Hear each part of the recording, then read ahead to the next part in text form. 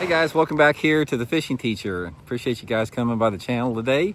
We are going to be talking about trolling motors today, guys. I'm going to give you guys some tips and advice on if you want to upgrade your trolling motor or if you're looking to buy one, how not to get buyer's remorse, and how to really get the best buy for your the best bargain for your money that will get you a good trolling motor, a good serviceable trolling motor at a good price. So we're going to dig into that in today's video. And also, guys, today I'm going to be talking about the trolling motors here, and Tackle Warehouse has got a complete line of every type of trolling motor you want. I'll put my Tackle Warehouse link in the description of this video to the trolling motor link. And also, guys, I'll talk about the trolling motor that I prefer, which is the Minn Kota Ultrex. I'll link that in my Tackle Warehouse link in the description. I'm going to explain to you guys why I like the Ultrex. I don't have any deal with Humminbird, guys. I buy them just like you guys do. So I've used a bunch of different trolling motors, and I'm going to explain to why I think that this is a good one to buy. Again, Tackle Warehouse link in the description. And also, guys, real quick, Solar Bat, we've only got a couple more days left, about another 5 or 6 days of the spring sale on my signature series RB2s and 3s. You can get them at 30% off right now if you use my promo code RandyB. Free shipping and handling. I'll have that Solar Bat link in the description of the video there too, so appreciate that.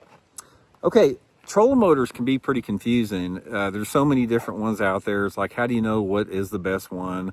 There has been a lot of improvements in trolling motors. Back when I started, guys, in the 70s, the only thing we had was a 12-volt trolling motor that had 22 pounds of thrust. And then when the 24-volt trolling motors came out, everybody thought that, oh my God, that's unbelievable, 24 volts. And then they went up to 30 pounds of thrust. Then a couple years later, they went up to 40 pounds of thrust. And then thrust continued to go up and up to where now I believe the max is 112 pounds thrust with one of the Minn Kota Ultrexes here. So you got over 100 pounds of thrust on a lot of different trolling motors. Okay, so what do you need to do? Like, what do you need to pay attention to as far as on a trolling motor? The first thing, you have to determine what trolling motor is going to be right power-wise for your boat. Now, mine, guys, I run the Minn Kota Ultrex 80, which is a 24-volt trolling motor, which pushes around. I got my Vexus 1980 aluminum. It's a 19-foot aluminum boat. It's got 80 pounds of thrust, a 24-volt system. I have no problems whatsoever with it. I have not run out of juice on it. It gets me around plenty fast.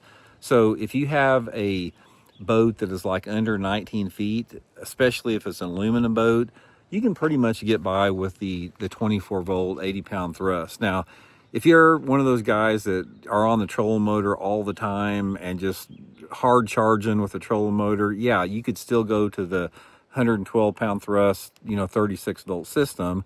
That's going to be more weight in your boat as far as batteries and everything. But that's really determination on, what your needs are. And also what the type of water you fish. If you fish like the Great Lakes up there, obviously a little bit more powerful trolling motor is going to be better. But if you fish more of a quiet body of water, not so much. Okay, another thing to consider when you're buying trolling motor is your shaft length. I believe this is the standard 42-inch shaft. They come in 42-inch and I believe 54-inch. Most of the time, just the standard 42-inch shaft's all you need. The only time that you really need to go to the 50-inch shaft or bigger is if you're fishing a lot of open water where the front of your boat's going up and down. Now, if you're an open water fisherman, you might want to consider the longer shaft. That's one consideration with it. One of the biggest things that you want, guys, is this spot lock. The spot lock on this Ultrex, you know how anti-tech I am, but this is one piece of technology that I am okay with. It's like the spot lock is an incredible piece of equipment. Now, I don't use the spot lock really to do anything with my fishing.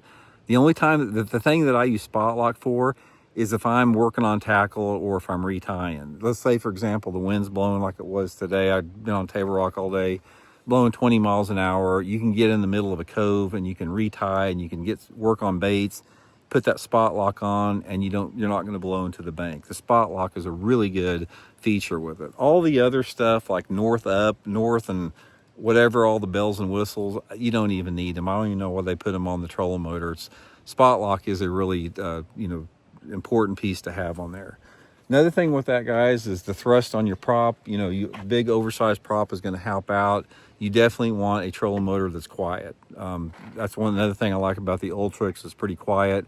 I've used about all the other brands with my buddies. You know, I've used the Garmin, you know, I've used the, you know, the Lowrance one. I've used a lot of different, you know, brands of the trolling motors, and they're all good. But as far as, and from my opinion, as far as what you get, as far as, you know, the reliability, the durability, the features of it versus the price, this Minn Kota Ultrex is the one I would suggest if you guys want to, if you're interested in purchasing a trolling motor.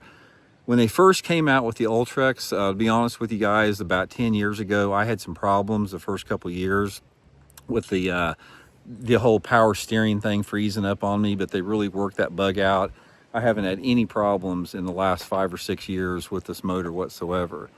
But mainly, guys, it's probably the most important thing to consider is if you want a 24 volt system, 36 volt, and your shaft length, that's going to determine the trolling motor you need to buy. It's just whatever you're comfortable with. But guys, I think you'd be happy with this one. And again, I'll link this in my Tackle Warehouse link if you guys are looking to upgrade. So, you know, I hope it helps out, guys. We'll talk later.